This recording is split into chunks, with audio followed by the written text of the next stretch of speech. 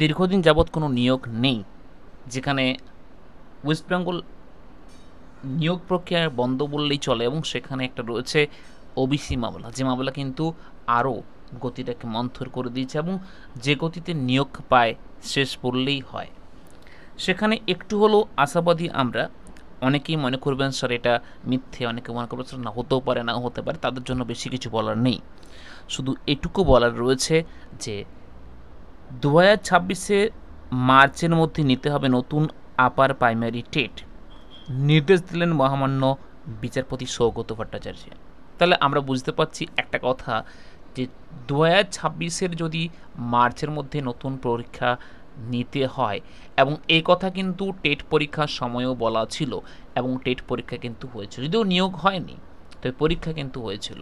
তাহলে এখানেও কিন্তু পরীক্ষা হওয়ার একটা চান্সেস রয়েছে।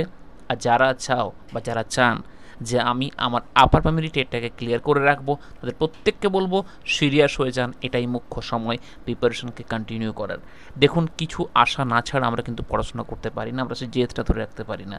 আর এই জেদ ধরে রাখতে হলে আমাদেরকে এই লক্ষ্য নিয়ে এগোতে হবে। 2026-এর মার্চ মাস থেকে কিন্তু এক্সামটা হবে, এবং এটা বড় সম্ভাবনা রয়েছে, কারণ তখন ইলেকশনের টাইম। তাহলে আমরা ভাবতেই পারি যে হয়তো নিয়োগ বিজ্ঞপ্তি আসতেও পারে, হয়তো এক্সাম হতেও পারে। চায়না ভাতা, চায়না সি, চাই আমাদের এসএসসি।